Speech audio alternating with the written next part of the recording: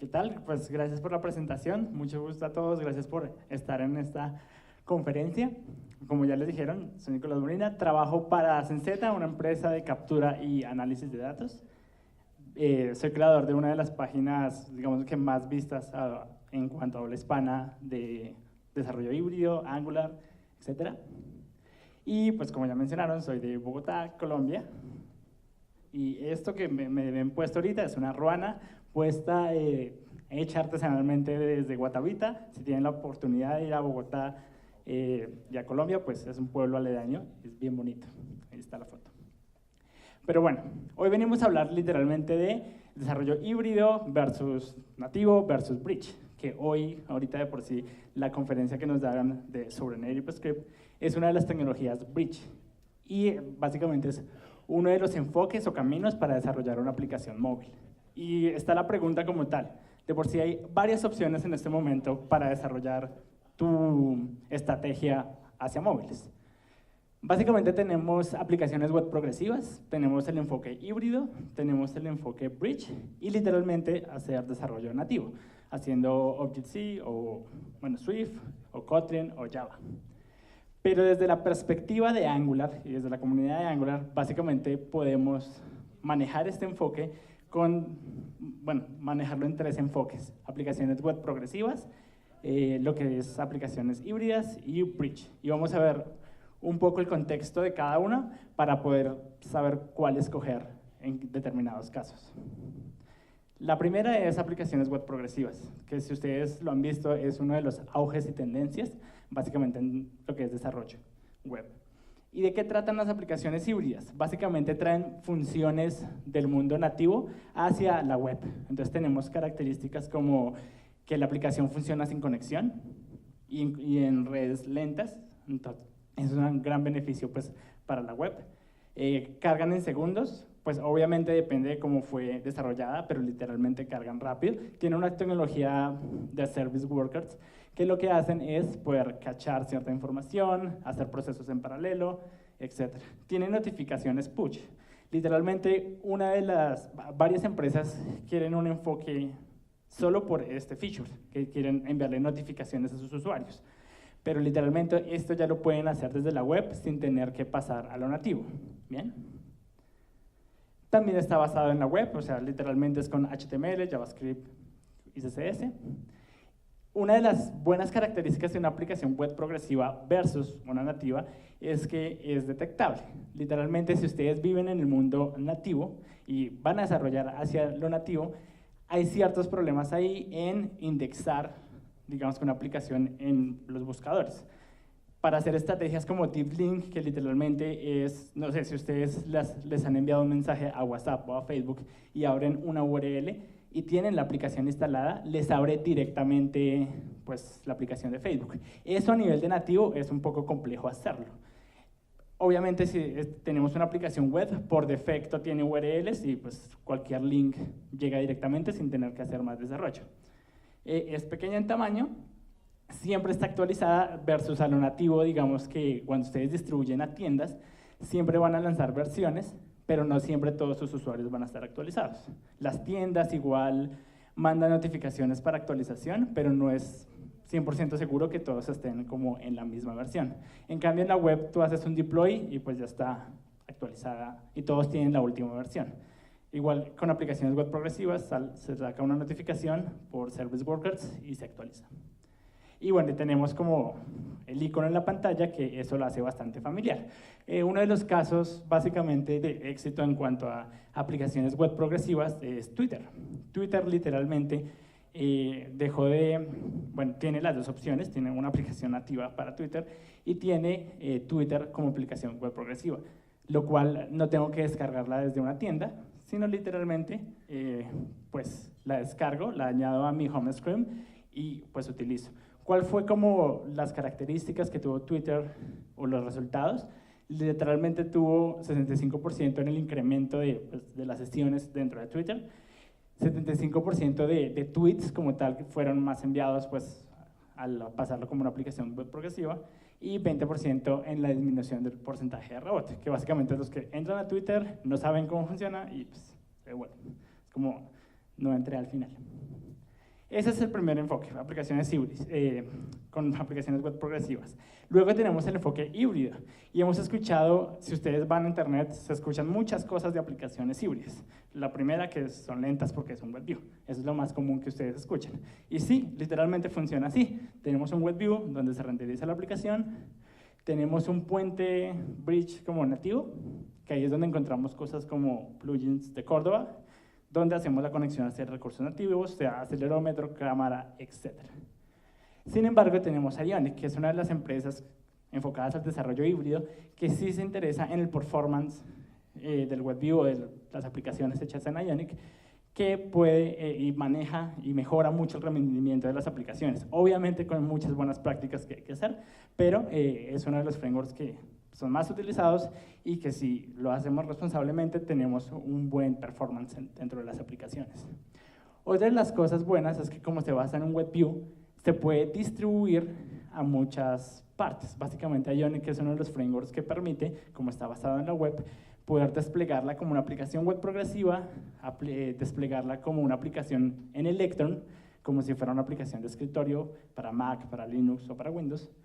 Se permite compilar para Android y se permite también compilar para iOS. Y hace poco lanzaron la versión 4 beta, que tiene bastantes características.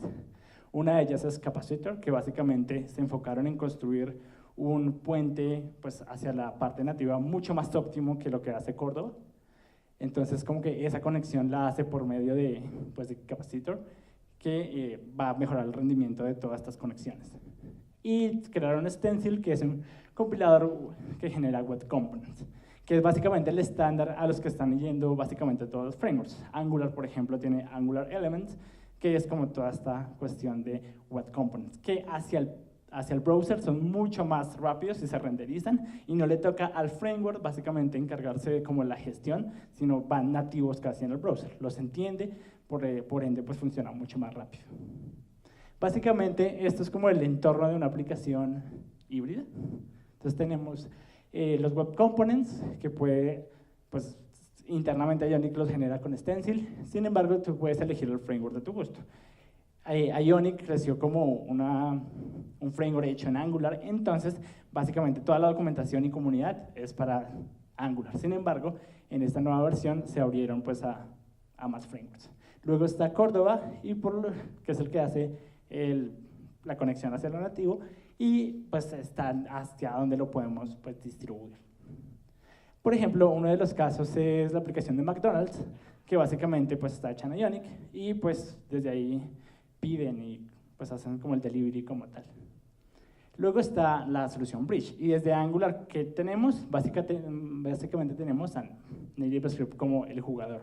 Aquí, literalmente, la aplicación no se renderiza en un WebView, sino es en un hilo nativo de la UI, que básicamente nos habló ahorita sobre NativeScript, así que ya saben cómo funciona más o menos.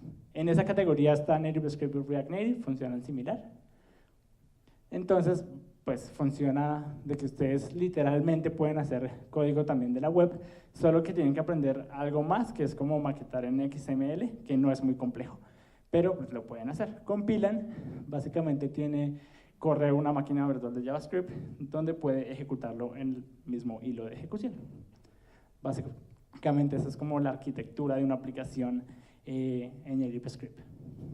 Bien. Y, por ejemplo, la aplicación de Puma, literalmente está pues, de e-commerce, también está hecha en NativeScript, disponible para Android y iOS. Entonces, igual, ya recorrimos un poco cuáles son pues, el contexto. Tenemos aplicaciones web progresivas, tenemos híbrido y tenemos Bridge como tal. Entonces, igual, ¿qué elegimos? O sea, para las empresas o para desarrolladores, ¿cuál camino tomar? Y la verdad es que es una decisión de negocio, no es una decisión, no hay como una sola ruta que escoger. Literalmente depende mucho de su equipo y literalmente de la idea o del negocio que estén desarrollando, ¿sí? Entonces, literalmente lo que mejor beneficia a su equipo en conocimientos y en otras cosas, pues es como la mejor opción. Sin embargo, les voy a dar como unos tips para que puedan, digamos que determinar esa ruta de mejor manera. Una de ellas es la curva de aprendizaje. Cada una de estas, digamos que implementaciones o formas, tiene una curva de aprendizaje. Literalmente, si ustedes ya están aquí y pues todos somos un poco tenemos conocimiento en Angular, literalmente ya tienen pues una curva de aprendizaje ya aprendida, en cambio con otras tecnologías. Ahora, para aplicar cada una de estas estrategias, literalmente hay una curva de aprendizaje mucho más fácil que otra. Por ejemplo, pues en aplicaciones web progresivas, gracias a Angular, tenemos que podemos agregar estos features casi con una sola línea de comando, que es pues agregar Progress WhatsApp a nuestra aplicación de Angular y ya tenemos Service Workers manejando, tenemos pues el home screen, un manifest.json, etc.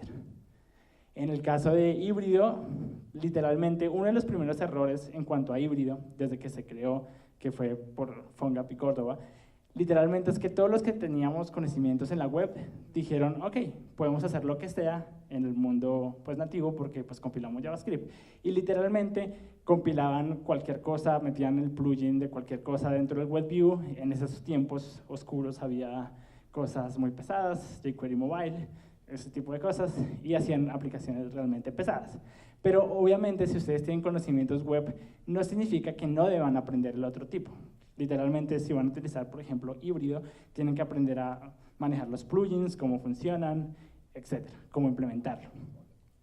Y obviamente, con aplicaciones que son Bridge, pues tienen que aprender en Native Script un poquito de XML y manejar herramientas normales como Xcode o pues, Android Studio para compilar la aplicación. Algo muy importante es la experiencia del equipo. Literalmente, si tu equipo, por ejemplo, pues está trabajando todos en Angular y ya vienen de un equipo que ya tiene experiencia manejando Native Script o literal, hay personas que venían de nativo y quieren pasarse al mundo pues, de multiplataforma desde Angular, lo más normal es que les sea más familiar para ellos maquetar un XML, por ejemplo, porque vienen como de ese mundo, así que les va a ser más fácil adaptar Native Script, por ejemplo. Pero si mi equipo es solo web y tengo a todos mis frontends y siempre han venido web, la experiencia del equipo cuenta, y cuenta bastante. Yo voy a poder salir más rápido y voy a poder solucionar los problemas más rápido. Así que, pues, literalmente puedo aprovechar la experiencia que ya tiene el equipo. Por ejemplo, si yo tengo una empresa como tal y la mayoría de todos mis ingenieros son programadores en .NET, literalmente como que el paso podría ser, o el más natural por ellos, sería Xamarin, por ejemplo, que también es una multiplataforma hecha pues, por Microsoft y .NET. Entonces, literalmente, la experiencia del equipo cuenta y es muy importante, así que no hay una única solución. Literalmente hay que contar con qué experiencia pues, tiene el equipo en el que están trabajando. El otro es el número de personas, obviamente. Si, por ejemplo, uno de los casos es que Facebook, como tal, empezó a desarrollar su aplicación como híbrida, no le funcionó y literalmente ahorita solo desarrollan nativo, ¿sí? Pero pues ellos tienen el montón de personas para poder hacer ese esfuerzo, ¿bien? Lo mismo pasó con Airbnb. Airbnb estaba desarrollando toda su aplicación con React Native y ahorita volvieron a pasar todo hacia nativo. Pero literalmente ellos tienen un equipo y recursos casi infinitos para poder hacer este tipo de cosas. Y literalmente tienen los recursos monetarios también para lograrlo. En cambio, si tu equipo es de 5 personas o tú solo estás desarrollando tu idea y necesitas pues, múltiples plataformas, lo más normal es que pues, escojas Ionic o Native Script o una aplicación web progresiva que te permite igual funcionar en cualquier plataforma. ¿Bien? Luego es uno de los recursos nativos. Esta parte sí es técnica, es decir, ustedes tienen que evaluar básicamente qué va a utilizar su aplicación, si va a hacer mucho uso pues, de los recursos nativos del celular. Por ejemplo, si van a hacer background geolocalization o una aplicación de estas como Uber, por ejemplo, que utiliza el GPS a cada rato, lo más normal es que si van a hacer un uso intensivo de los recursos nativos, podría ser mejor el camino de Native Script, porque tiene mejor conexión con estos SDKs. Pero si no es tan complejo y ustedes no van a necesitar consumir a gran capacidad los recursos nativos, Ionic les podría servir muy bien y la pueden hasta exportar como aplicación web progresiva. ¿Bien? Luego está la parte de compartir código. ¿Qué tanto ustedes quieren compartir código entre su equipo y pues entre plataformas? Por ejemplo, en Native Script, ustedes sí pueden mantener como todo el código, pero hay algunas veces que sí les toca literalmente maquetar cierta parte de código para JavaScript, para iOS o para Android. Bien, hay veces que sí les toca hacer particularmente como un código para uno y un código para otro. Lo mismo pasa en React Native. Hay en ciertas partes que les toca hacer lo siguiente. Entonces, ustedes tienen que ver qué tanto van a compartir. Por ejemplo, si mi aplicación solo va a vivir en tiendas, en la App Store y Google Play, o sea, para Android y para iOS, literalmente, y no voy a crecer más allá de ese contexto, pues NativeScript me funcionaría bien.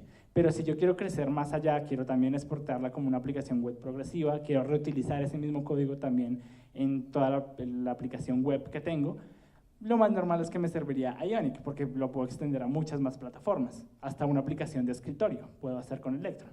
Y pues puedo compartir como todo ese punto de código mucho más, escalarlo mucho más. Entonces todo depende de qué tanto va a crecer el proyecto y qué tanto quieren compartir como tal. Y el otro recurso, obviamente, que no es infinito, es el dinero. Digamos otra vez, en el caso de Airbnb, literalmente ellos decían, ok, React Native nos funciona bien, pero hay algunos problemas que estamos empezando a tener. Tienen un equipo muy grande, literalmente, y ellos pueden cubrir el costo-beneficio de pues, no hacerlo multiplataforma, literalmente, botándole dinero al problema. Es decir, tengo todo un equipo, digamos que toda esta parte son los equipos de ingeniero de iOS y todos estos son los equipos de ingenieros de Android. Tengo los recursos, tengo las personas, así que lo puedo hacer. Simplemente puedo solucionar el problema literalmente con dinero, básicamente. Pero en las startups o algunas compañías, literalmente no tenemos los mismos recursos. Así que depende de los recursos de dinero que tengan para el proyecto, si es una startup, si es una empresa o si el cliente quiere igual gastar cierta suma de dinero, pues tienen opciones, ¿bien? Entonces, literalmente, con Ionic o con estas aplicaciones multiplataforma, pueden gastarse o grandes recursos o simplemente hacerlos más pequeños. Literalmente pueden tener equipos que pues, distribuyan a todas las plataformas, sea web, sea aplicación web progresiva, sea Electron, sea Android, sea iOS, con la misma base de código.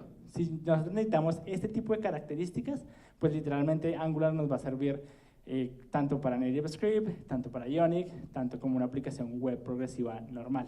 Así que básicamente eso es uno de los enfoques. Por último, básicamente no menos importante, una de las cosas que se tienen que enfocar después de la forma que hayan escogido o el camino que hayan escogido, después de seguir como estos ítems, una de las cosas que es muy importante y se les olvida a la mayoría es medir. ¿Bien? Ustedes tienen que medir el impacto.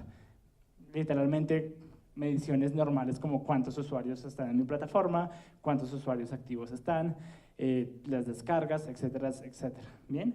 Para esto, por ejemplo, pueden descargar cosas a sus aplicaciones como pues, Firebase Analytics, que automáticamente solo con instalarlo les va a botar estadísticas de cuántos usuarios tienen, cómo lo usan, en qué sitios se la pasan más, etcétera, etcétera.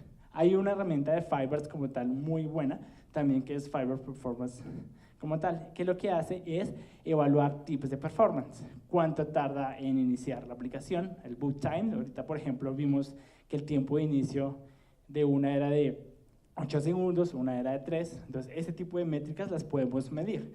Y si medimos, sabemos qué mejorar. Si medimos, sabemos pues, en qué puntos podemos literalmente volver los puntos potenciales dentro de pues, la aplicación. ¿Bien? Entonces, literalmente, hay otra muy buena parte de monitoreo que es Mixpanel, si a ustedes no les gusta Firebase. Mixpanel también es muy bueno para medir patrones de comportamiento dentro de las aplicaciones, que básicamente lo que hace es decir cuáles son básicamente cuáles son las páginas más activas o los sitios más activos dentro de la aplicación o dentro de su aplicación web como tal. Entonces me dice tanto porcentaje de usuarios están en el login, tanto porcentaje de usuarios se la pasan en esta página. Y pueden hacer una cosa muy interesante que son los canales. Eso también lo pueden hacer en Firebase como tal, que literalmente es saber cuántas personas después de un proceso, por ejemplo, tenemos un registro y tenemos ese registro dividido en 3 partes. Un formulario, digamos que un aceptar términos y condiciones y literalmente llegamos hasta el home de la página. Entonces, literalmente hay muchas personas que llegan hasta el registro, se quedan ahí, no lo llenan. Hay otro grupo de personas que se siguen hasta el paso 2, le dan check al término condiciones, y hay otro grupo de personas que llegaron hasta el home de la página. Uno puede medir esos canales y literalmente detectar problemas.